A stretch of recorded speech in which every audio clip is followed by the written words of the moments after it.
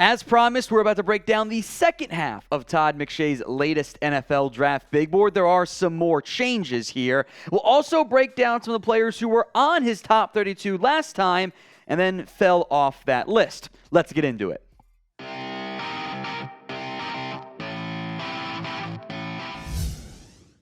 Let's get to the back half now of Todd McShay's NFL draft big board. Myles Murphy, a big-time slider from number 7 to number 17. He did not test, which was like, that's what teams are banking on, is the athletic ability.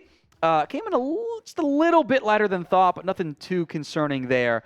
I think 17's a bit better than number 7, but again, there's a weird cornerback class overall.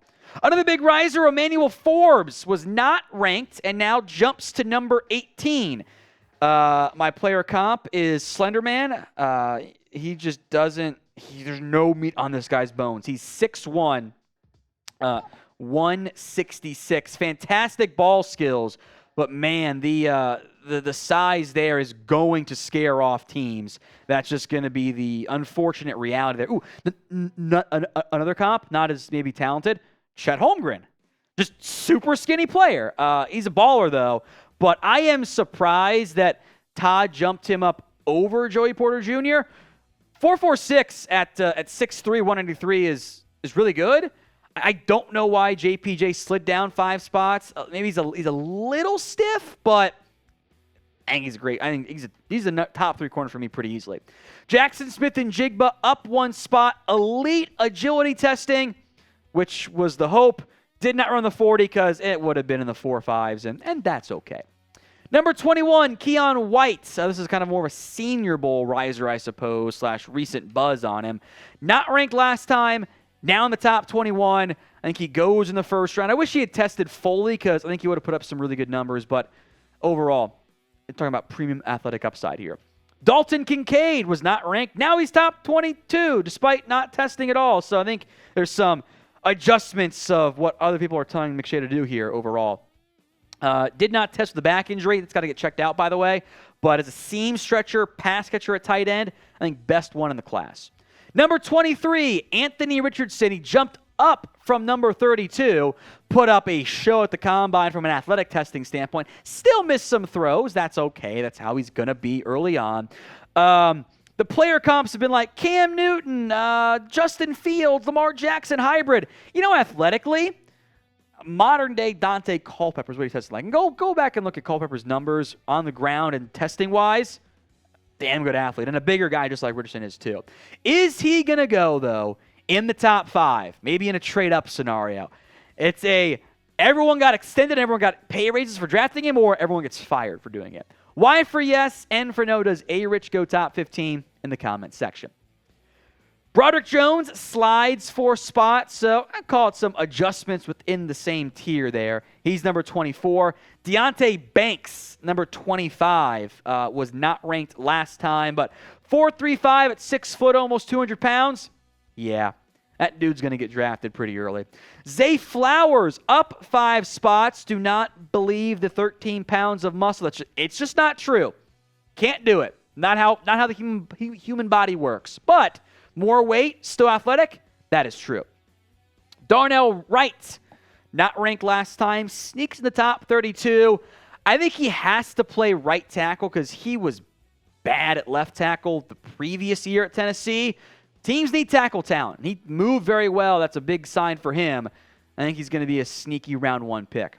Bryan Bresee out of Clemson, tested as a freak athlete, which is good because he needed to. Because the production it's just not there right now. He dropped from number 8, which was very much a course correction than combine stuff from Bresee. Anton Harrison was number 18. Much more reasonable spot here at number 29. Good athlete. I think there are some. I got power concerns there, but there's a good football player who could sneak in back end of round 1. My guy Brian Branch, I'm a fan of him. He's a great run stopper, the kind of overhang, safety, nickel, corner, hybrid player. And he's just one of my guys this year. Very surprised to see Keeanu Benton in the top 32. But we're also at the point where, get outside the top 20, you've basically got second-round grades, so there's going to be some more deviation here. Ben's been a nice pre-draft riser so far. And finally, another one of my guys, Darnell Washington. Go back to what our October mock drafts had him in the first round. And then he tested just the way I wanted him to. 6'7", 264 with room to add more weight. If you wanted to, you're not going to, you could make him into a right tackle. He could totally do it. He could add the weight and be still a great athlete and be a great blocker as he is already. I'm a big fan of him in a loaded tight end class. That is McShay's top 32. Who is he hating on? Who did he leave off his rankings that he should not have? Sound off for me in the comments section. Before we go, some players not ranked. For the most part, course correction here from his last big board. Keely Ringo, great athlete, but inconsistent play. Everyone's soured on Cam Smith. I'm honestly not sure why. I think maybe 19 was too high, maybe 40 is too low. Jahmyr Gibbs out of Alabama. It's just running back adjustment. That's fine. Antonio Johnson, who I like, was probably too high. I don't get the Drew Sanders stuff. That's weird to me. I feel like 51's too low there. Jalen Duncan. He's working with my guy, Duke Manyweather, so I'll give him some credit, and he'll probably be better than what he is now. But he's all upside at this point. Osiris Torrance out of Florida, I think should be in the top 28. I'm a big fan of his game. Zach Harrison was course adjustment. Did not test, which sucks as he'd have tested so well. And I bet he finishes in the top 50 on McShay's final board, at least close to it. And Clark Phillips was maybe just a little bit too high. If you have not already, please subscribe to the Chat Sports YouTube channel. It's youtube.com/chatsportstv. Free videos every single day on NFL draft, free agency, trades, everything else in between when you subscribe right now.